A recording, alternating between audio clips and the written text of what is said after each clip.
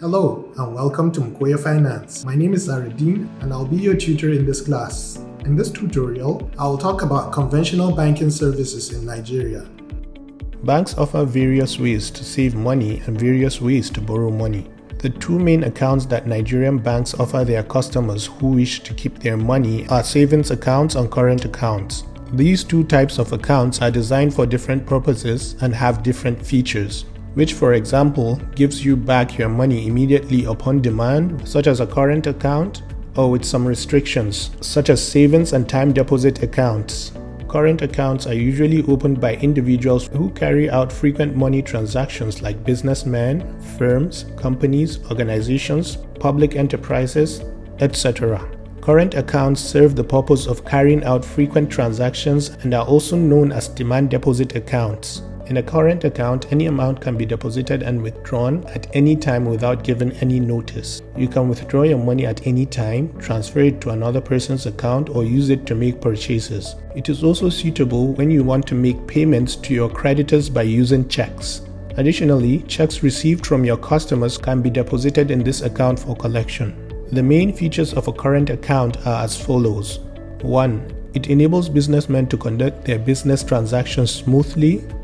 2. It is usually a non-interest bearing account. 3. It charges interest on short-term funds borrowed from the bank. 4. The bankers requires KYC, which is known as Know Your Customer, to be completed before opening a current account. 5. Current accounts usually have no restriction on the number and amount of deposits, as well as the number and amount of withdrawals, as long as the current account holder has funds in his bank account. A savings account is designed to help you save. Savings accounts pay interest to the depositor depending on how long the account holder keep their money in the bank. This type of account is ideal for those who have any short-term financial goals to meet, like a saving for education, financing an event, buying a car, etc. Savings accounts offer you a place to put your money that is separate from your everyday banking needs, allowing you to save up money for a rainy day or reserve money to achieve a big savings goal. Banks offering savings accounts usually put a limit on the maximum number of transactions, usually anywhere between 3 to 5 transactions, which a holder can carry out in a month without attracting any charge. If you exceed the maximum withdrawals, a bank might not pay interest on the money in the account. Since these accounts do not allow unlimited transactions, it is easier to accumulate more funds over a period. A savings account may be opened by an individual or jointly.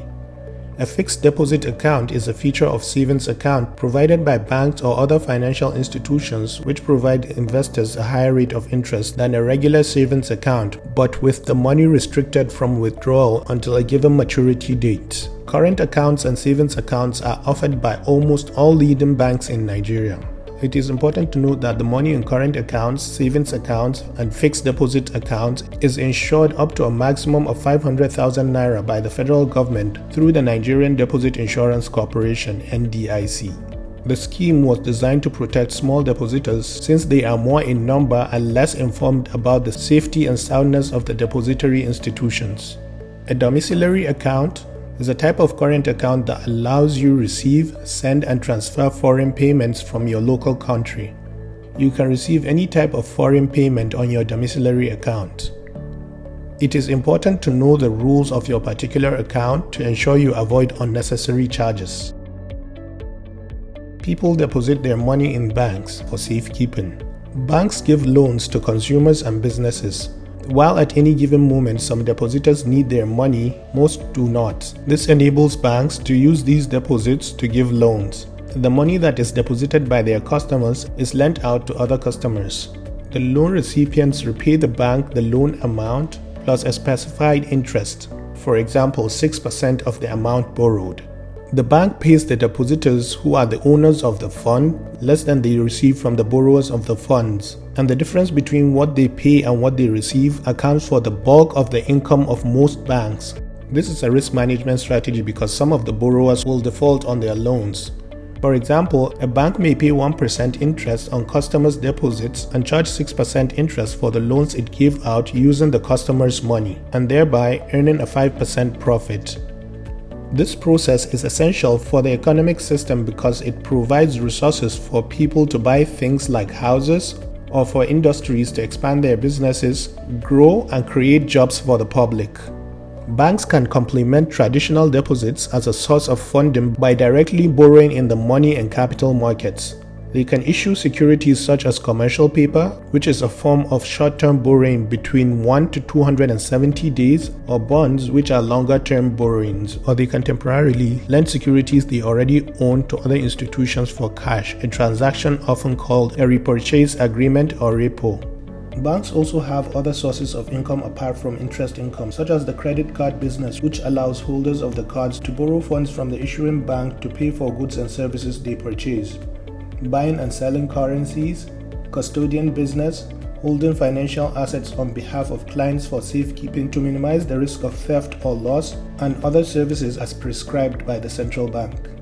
Consumers usually choose a bank based on its interest rates, the fees it charges, and the convenience of its locations, among other factors. And this brings us to the end of this video segment. If you have learned anything new today, please drop a comment, like, and subscribe to my channel in your quest towards understanding banking services in Nigeria. See you in the next video.